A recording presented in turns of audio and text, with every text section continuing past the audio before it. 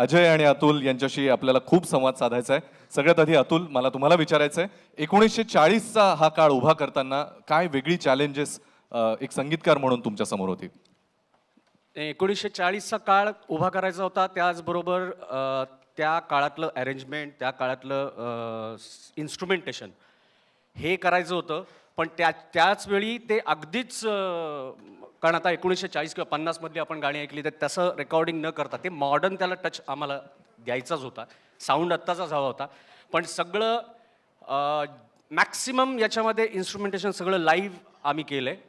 आणि मी त्यासाठी आभार मानीन आपले प्रोड्युसर पाठारे साहेब जे आहेत. म्हणजे हा सिनेमा करण्याचं एक कारण गजेंद्र आहिरेबरोबरचा आमचा पहिला पिक्चर हा आहे. आणि दुसरं कारण आहे त्यांचं आमच्यावर असलेलं प्रेम. त्यांचं खरोखर मनापासून मी असा प्रोड्युसरच नाही बघितलेला की प्रत्येक गाण्याच्या कुठल्याही अर्ध्या तासाच्या 1 तासाच्या कुठलंही सिटिंग असलं तरी हा माणूस नगरवरून आमच्याकडे यायचा आणि येऊन बसायचे. ते काय बोलणं चाललंय काय नाही, त्यांना काय कळलं नाही कळलं काही माहीत नाही. आणि बाय द वे ते सुद्धा एक ॲक्टर आहेत आणि तुम्ही झलक बघितली असेल ती. त्यांनी आम्हाला कुठल्याही प्रकारचं आम्हाला काही असं सांगितलं नाही की तुम्हाला जे डोक्यात येईल ते इन्स्ट्रुमेंट तुम्ही वापरा. नॉर्मल मराठी सिनेमामध्ये या प्रमाणाने असं इतका लेवलला ते आम्ही सुद्धा करत नाही. पण त्यांनी आम्हाला जे काय आम्हाला एक सढळ एक त्यांनी आम्हाला सांगितलं की तुम्ही कुठेही कॉम्प्रोमाइज करू नका आणि तुम्हाला जसं पाहिजे तसं तुम्ही म्युझिक कंपोज करा. त्यामुळे मी एक त्यांचा खूप आभारी आहे की त्या निमित्ताने ही 4 गाणी तुमच्यापुढे आज आम्हाला सादर करता आली. अजय, ही गाणी संपूर्ण महाराष्ट्रात दुमदुमणार यामध्ये शंका नाही. तुमचा अनुभव कसा होता? नमस्कार. मी माझ्या अनुभवाबद्दल एवढी एकच गोष्ट मनापासून सांगेन की कुठल्याही संगीतकारासाठी आज काम करणाऱ्या कुठल्याही संगीतकारासाठी साधारण त्या एराचं म्युझिक करणं हे एक चॅलेंज असतं. आणि आय थिंक तो एराहीपेक्षा आमच्या ज्या काही कल्पकता आहेत, जी काही बुद्धी आहे देवाने आम्हाला दिलेली, आम्हाला वंदे मातरमसारखं आपलं इतकं पवित्र गीत करता आलं याचा आम्हाला जास्त सार्थ अभिमान वाटतो. बिकॉज खूप आत्तापर्यंत म्हणजे गजेंद्रने मला सांगितलं होतं, आता मी विसरलो, वंदे मातरमची बरीच व्हर्जन्स आहेत. त्यातलं अजून एक झालं असतं असं आम्हाला नको होतं.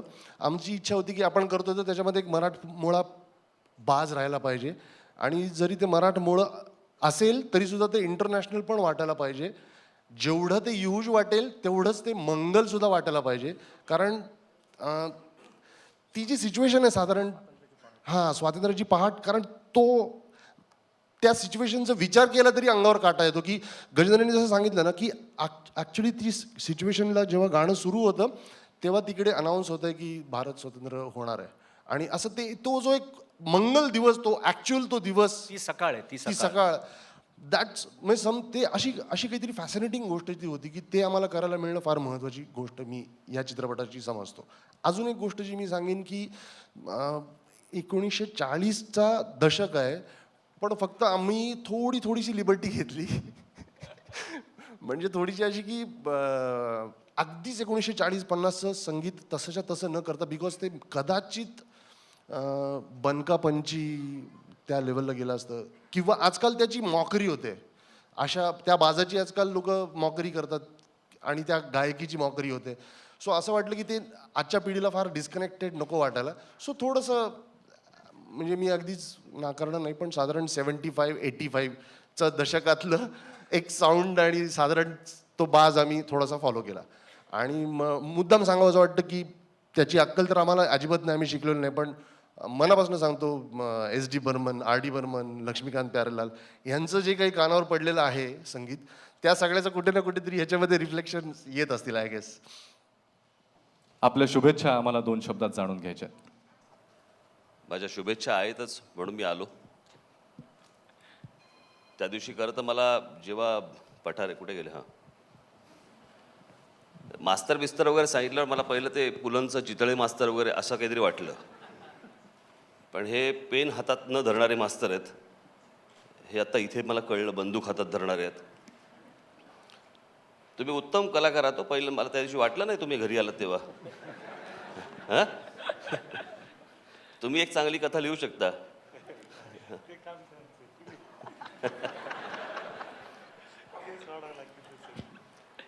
अजय अतुलबद्दल काय सांगणार मी.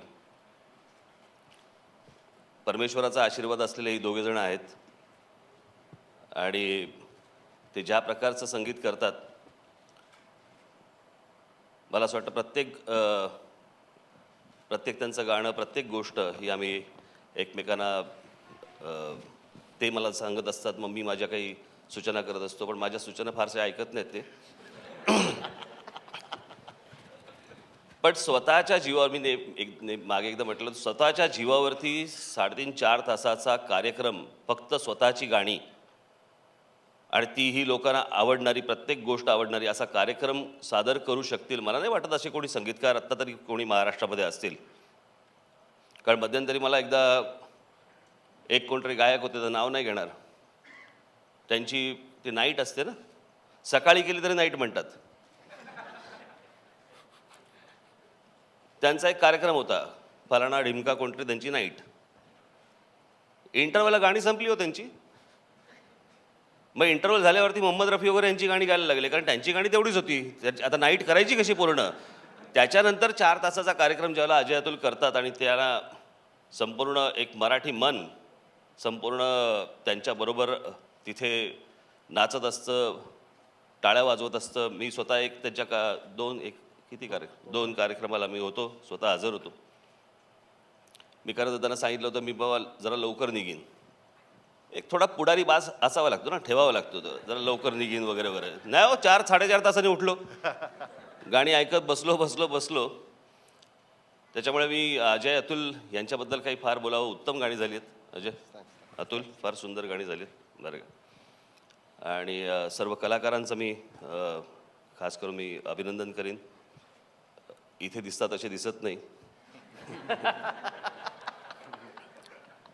त्याचबरोबर आपण सर्व 15 गायक, तुमचंही मी अभिनंदन करतो. आणि गजेंद्र, त्याच्याबद्दल काय सांगावं, उत्तम दिग्दर्शक आहे. मराठीमध्ये असे खूप कमी, मला जरा थोडंसं चित्रपटातलं कळतं, असं बाहेरच्यांचं पण मत आहे हां. म्हणजे माझं एकट्याचं मत नाही आहे ते. पण मराठी चित्रपटसृष्टीमध्ये खूप कमी लोक आहेत, अगदी बोटावर मोजणे इतकं, एक 4-5 जण आहेत की ज्यांना फिल्म समजते, ज्यांना चित्रपट समजतो. आणि ज्यांना चित्रपट समजतो त्याची फ्रेम, त्याचं एकूणच कंपोजिशन आणि या सगळ्या गोष्टी, मला असं वाटतं त्याच्यामध्ये एक गजेंद्र येतो आणि त्याला उत्तम फिल्म समजते. ही देखील फिल्म त्यांनी, मी मगाशी गाणी ऐकत होतोच बघत असताना, पण प्रत्येक फ्रेमवर्क पण उत्तम आहे. त्या प्रत्येक त्याची लाईटिंग पण छान आहे त्याचं. पण गजेंद्रचंही मी त्याचंही अभिनंदन करतो. त्याच्यानंतर हे आपले गायक, नाव जावेद, तुम्ही मराठीत गायलात. माझे वडील संगीतकार होते आणि माझ्या वडिलांकडे 14 गाणी मोहम्मद रफी गायले मराठीमध्ये. मी एवढासा होतो ज्यावेळेला रफी साहेब आमच्या घरी येत असत, लुंगी आणि जब्बा. आणि मग घरी माझे वडील त्यांना मराठी शिकवत.